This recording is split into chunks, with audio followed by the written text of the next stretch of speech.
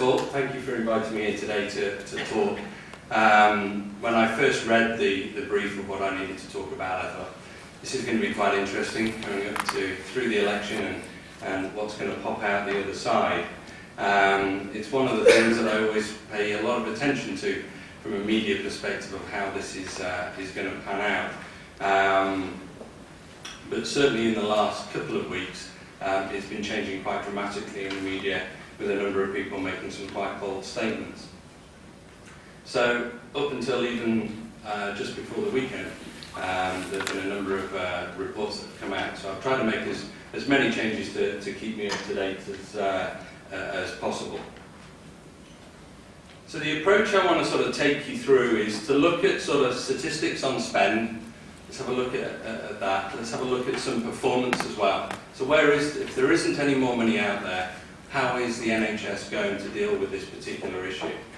Let's look at some of the performance issues as well. Can anything be driven from there? Let's look at staff. We hear about recruiting more doctors and more nurses. Is there anything else where there potentially has been other cuts made? Tariff, which we all live and breathe and love and hate. And obviously this year has been the certainly uncharted waters in terms of tariff coming out and being objected to by more than the 51% of the NHS trusts or the CCGs.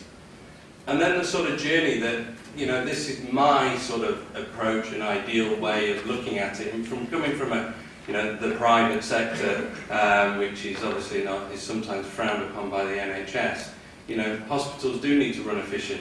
There are clear studies, and I think you've alluded to earlier the points that Jeremy Hunt's made about if you've got an efficient hospital, you've got a clinically safe hospital as well. But however, there's small steps that do need to be made.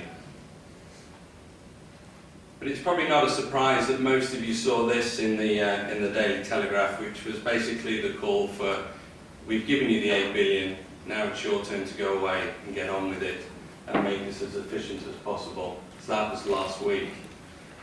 Interesting article. I think Ollie referenced the points about the airline in there, and obviously certain departments having their budgets cut, where at least the NHS is getting investment into it. It's a challenging world for the NHS. We see it as one big entity, but in truth it's individual elements. So when obviously savings are needing to be made, they look at very much a focused inward within each of the hospitals and say, this is how we're going to do it. The way in which the private sector approach these sorts of things is looking at it from a group perspective and taking best practice and shared learning. And I believe that not always is that something that the NHS does, and they work very much in a silo. So now it's about them coming together and trying to improve where possible. Best practice has been picked up.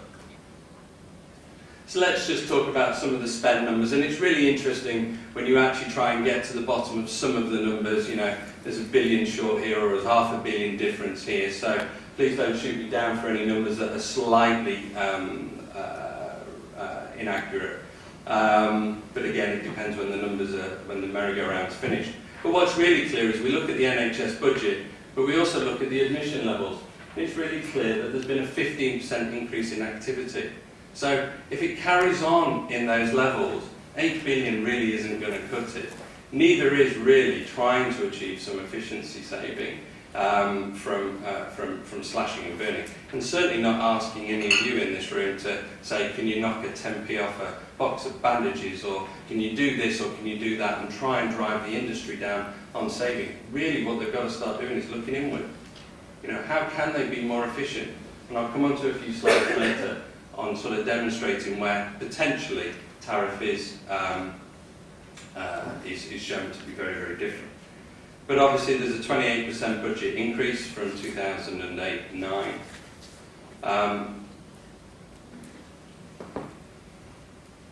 But when you start looking at the spend and the statistics, we start looking at the tariff, we start looking at other numbers, but actually there's some quite surprising numbers in there that get ring-fenced or get allocated. So not saying 26.1 billion is actually spent on claims, but they ring-fence that within the CNST for the clinical negligence scheme for trust because of potentially claims that could be made in that direction.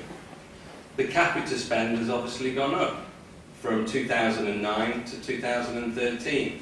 So I know I'm painting a little bit of a dark picture that things are going in the wrong direction, but that's reality.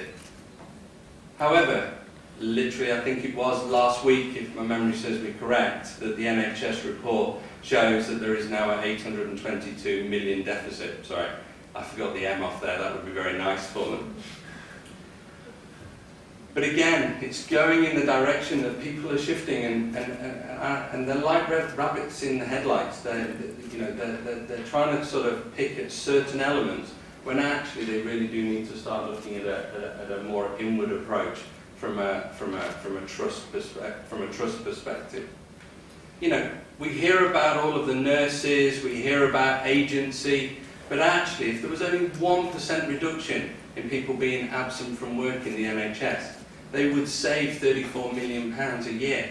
It's actually got the highest number of absentees in any sector in England.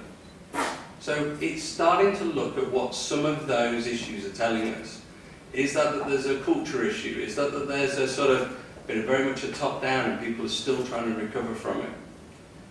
But again, if they can start to work towards creating some strategic objectives that are achievable, but bringing everybody else along with them, then potentially they may not have as many people dismayed of being off. And we've heard everybody talking about agency cuts and the savings that can potentially be had there. I think I heard a number of people speak very recently where potentially, let's not be unrealistic, agencies are there for a good reason. When you need a nurse in that theatre, it's far better to pay somebody a little bit more than actually cancelling a whole theatre list, which puts you way behind, because we've already got 3.1 million patients sat on a waiting list to be treated. So again, it's a balancing act. So population impact on spend. I've heard earlier certain information referenced. Office of National Statistics recently have just published, by 2037, I know it sounds a long way away, but we're getting there. We'll be potentially 73.3 million people in this country. So we've got a budget that's not really increasing as it needs to. We've got activity increasing and we've got population increasing. But how are we going to deal with it? We've got an ageing population, as we all keep hearing about, and so by we will be going up at 2022, to 40.6 in terms of the age, and potentially by 2037 to 42.8 as an average age. Things are going in that particular direction, and I'm very much a facts and figure man. I like to put meat on the bones. We hear about ageing population. What does it look like? We know now that potentially in the UK, every people over 80 is going to pretty much double. It's going to be 6 million by 2037. So again, we're moving into an area where there needs to be more focus on COPD. There's more focus on diabetes. There's got to be more focus in particular areas, and that's where with drugs and with medical devices we can start to make a noticeable difference. And obviously it's not going to be, it's going to be increasing from births, and it's going to increase over the next 25 years. The NHS knows this. It's looked at the statistics. It looks at ONS all of the time, but they're very much as I said, from a silo perspective, and it's looking at next year's budget. It's looking at what do we think tariffs are going to look like next year. How are we actually going to look that bit further forward? And I do believe that now, with a bit more stabilised, with the government, with Simon Stevens' 5-year forward view, that gives us a good foundation for them to be able to do that, where previously I think it's been a little bit more difficult. So what's the performance looking like? We're talking about putting more money into the pot, but actually, from an admitted patient care, it's never been so bad. It's at 86.8% versus a 90% target. The last time it was like that was back in April 2008. it is going in the wrong direction. They've had a few blips around Christmas, but equally, it's going in the wrong direction, going down. Orthopedic, urology are all breaching consistently. There are very few trusts that don't achieve their particular target here. They're getting fined, the hospital, £400 every time a patient breaches over that 90% threshold. That's taking money away from treating patients. I appreciate they should be reinvesting it back in the hospital in pathways. I'm sure they are. But equally, they need to do something about it. Putting a few more nurses in place isn't going to help it. It is going to be about them being more efficient. It's about them looking at their business process. It's about dissecting and taking their business. And I call it business, and they don't. And I'm very controversial when it comes to this. You know, the NHS needs to start looking at itself as a business. It has that, you know, a huge staff. It has a huge budget. You know, 116 billion is not a small sum of money. So it needs to start looking at being more efficient and being more business-like. That's what an FT is supposed to be all about, reinvesting its money in its own services. But we've got a waiting list that is literally just ending up like a ski slope. We're now at 3.1. However, there are still 6 major trusts, not a million miles away from here, that are still not submitting that data. And so this number is going, as I say, in the wrong direction, and it's probably higher than what we've already shown here. But they've been failing to submit for 18 months. And they need to look inward on this. They need to understand why it's happening and how that particular issue can be resolved. Trying not to paint too much more of a darker picture, we now move into things like diagnostic targets, and we start looking at diagnostic wait times. This is becoming, I don't want to call it a perfect storm, but it's pretty much getting there. And it's only going to be people that are going to partner and become part of the solution with the NHS. Not to be seen as a supplier, but to be seen as part of it. However much the private sector have been criticised by the NHS that it was going to destabilise the NHS, it's only about 5.5 to 6% of the whole of the NHS's spend a year. Okay, so it's not going to destabilise. But what it has done is it's become a partner with it. It's become part of the solution. Any qualified provider contracts that have been out there, helping them with their diagnostic wait times, because it's quite clear they can't see people enough for MRIs, CTs, ultrasounds, so on and so forth, and I list as long as you're on. But even though they don't like it, they've become part of the solution because they have become a release valve for them. And that's what I believe device companies and pharma need to become. It's not to be seen as a supplier. The sooner that people can start talking to commissioners and CCGs as well as the providers, people will then start to see that actually some of the people around this room have got a huge amount of devices and a huge amount of drugs. You could probably manage the whole pathway from end to end, but nobody really goes talking to CCGs about it because it's all about the provider, because that's the people that buy.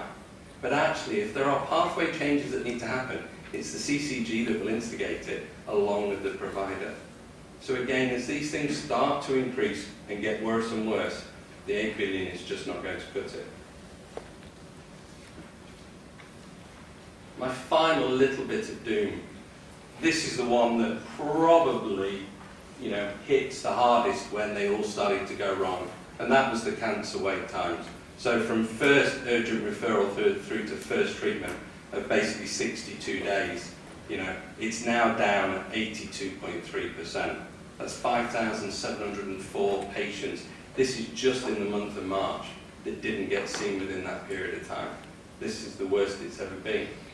It's, as you can see, for a good period of time, it's been quite clearly, above the target line. But now, unfortunately, we're getting to a stage. And this is about looking at the whole pathway. This is not just about hospitals. This is looking at a whole end-to-end. I'm very fortunate I go to places like NICE more recently in the last 12 months with devices and those sorts of things. And it's really interesting. It is about taking that whole pathway and understanding where your product fits and being able to say, actually, but I've got an appreciation of community care. I've got an appreciation of a different part of that pathway. And by having that, you're being seen more as a solution than just a supplier.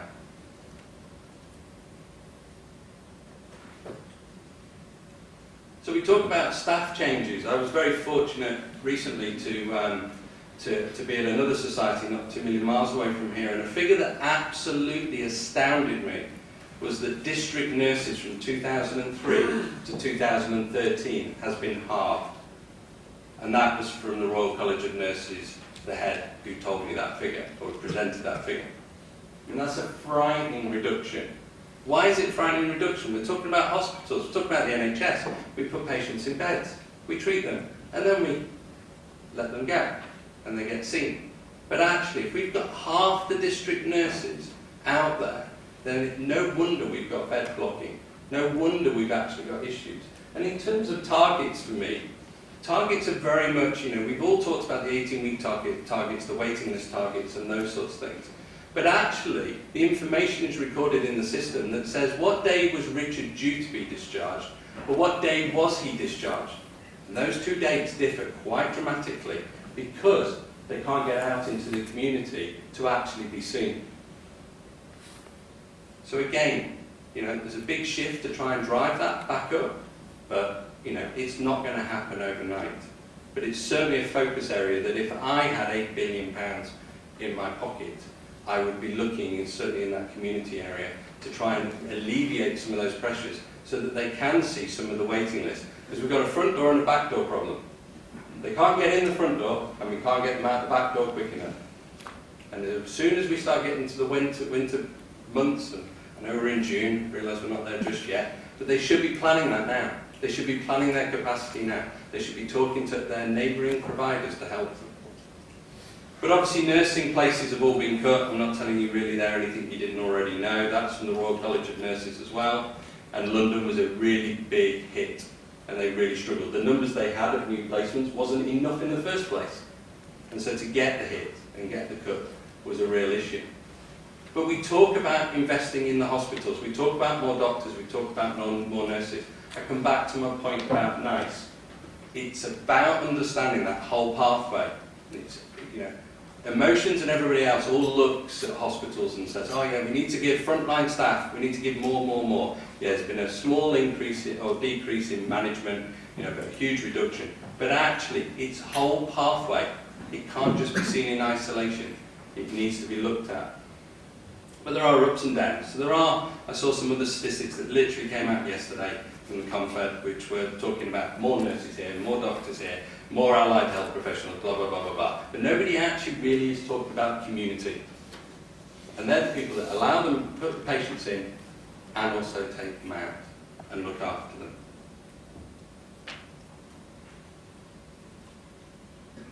So we talk about tariff. Tariff's a really interesting one. I've lived and breathed tariff for 8-9 years. From all the way back to HRG 3.5 or even before, old OPCS code. And what's really interesting is that what a lot of hospitals don't really realise is that their reference cost that they put in to say how much it costs them to treat a patient has a real direct impact on what Monitor's going to do. They're going to use that information to drive that tariff in the direction that's appropriate to be rewarded. But what's really interesting is that for a hip replacement of a HB12C, now I took any hospital that was doing above 100 procedures here. There's £4,100. The ones that are doing it at 9,200, you think, oh, well, they might be doing 2 or 3 and they're very, very specialist. They were doing 250 of them with an average cost at £9,200. Now, there's no use the NHS turning around to yourselves and saying, could you reduce the price of your prosthesis, please? But we want you to drop it by 10%.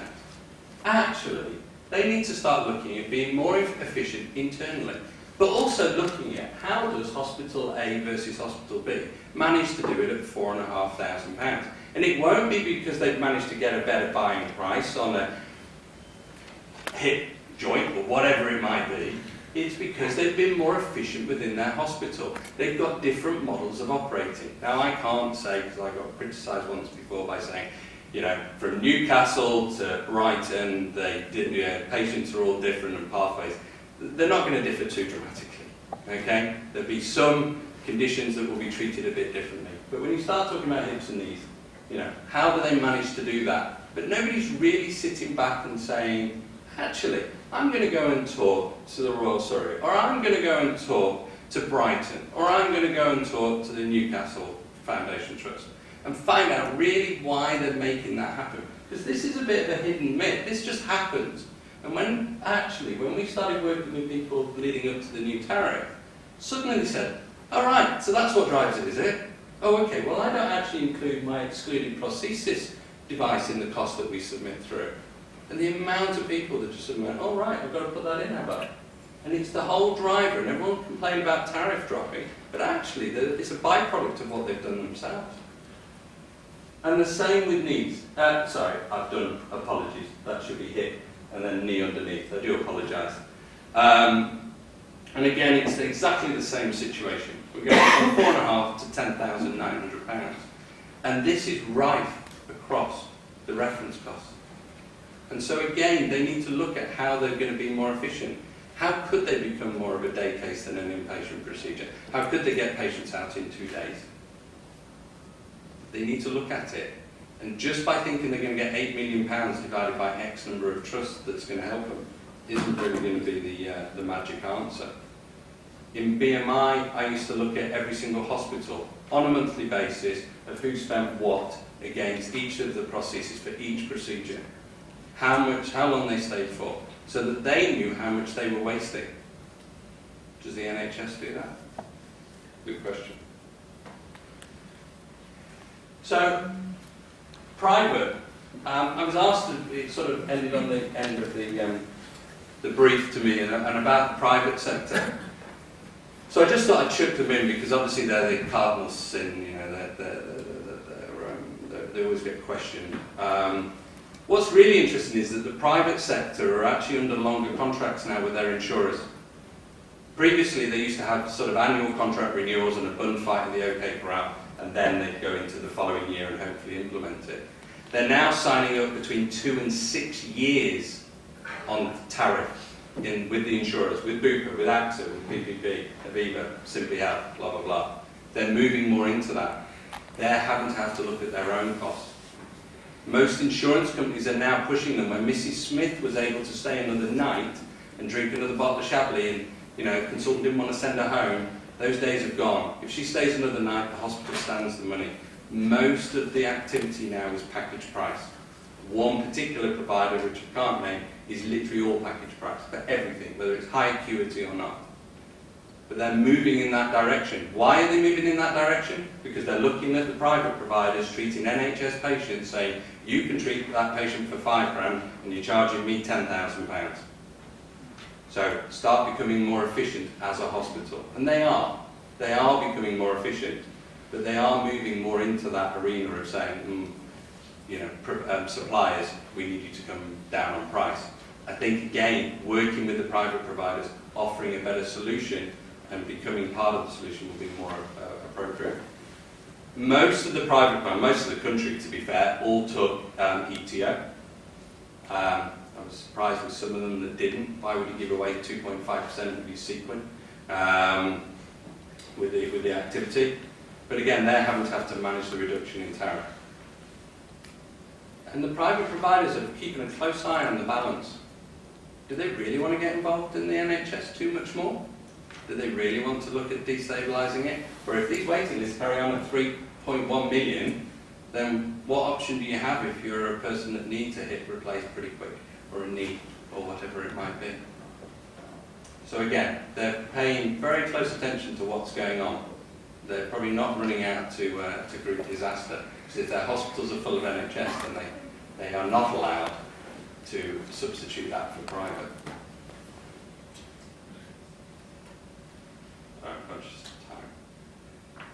So what can be done? So I've painted a bit of a dark picture, I've painted a few other elements. I think I've probably highlighted some questions that need to be answered. But let's not forget, we've got patients waiting to visit the GP. We've now said that we want them to be 7-day working. What's that going to do? Does that mean it's going to get rid of the list that we've already got? Or actually, does that mean we're actually going to get more people needing to be treated? I spoke to somebody the other day, a GP, who said sometimes it can feel like we're actually risk averse, so it's easier to refer them to the trust. It was an interesting comment. Obviously we need to put the referral through, but we've already got 3.1 million patients sat waiting. So what are we going to do about it? If we're opening our doors in the GPs, it potentially might mean that we can actually get more patients through. At the moment we can't, because we can't get them out quick enough. So ultimately that list is going to go up. They're going to get referred into a hospital, but actually in the last 4 years, I think, I'll double check this, but I think that the bed numbers has reduced by 10,000. So the bed numbers have reduced. It's approximately 10,000. So there's less beds, there's less nurses, and there's more patients coming through. They're breaching treatment times. Patients are unable to leave as there's no community service to support them in some areas, or not enough. So we've got district nurses, but actually we've only got 50% that we had in 2003. So if we want to start turning the hospital into a lean, Six Sigma, whatever you want to badge it as, actually getting them to look at that itself internally and say, we need to actually be more efficient. Let's get the definition of efficient. Let's understand our throughput. Why are we taking longer doing hips? Well, not actually I want to get more out of the price of a hip. I want to see how many more patients I can get on a list. How many more patients I can get on a theatre list at a weekend. Can we start looking at this? And looking at bringing industry in. You guys in. You've probably got people in your organisation that do Six Sigma. You've probably got people, you've gone through the whole lean process. You've probably gone through reorganisations like you wouldn't believe in some cases. Use that knowledge, but come to the table with them. It isn't just the price of the device or the drug that you're trying to sell. It's the services and knowledge that you have, which you may not charge them for, but provide a service or a solution to them. Because these people in this hospital will be absolutely open-armed. Because at the moment they're running around, they've got people at the coalface, as they call it. Management's all been slimmed down. But you've got the opportunity.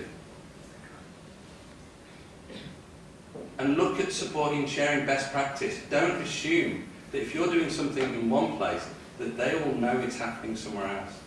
Use information that they provide, that they make available, to benchmark them and help them where they can make savings.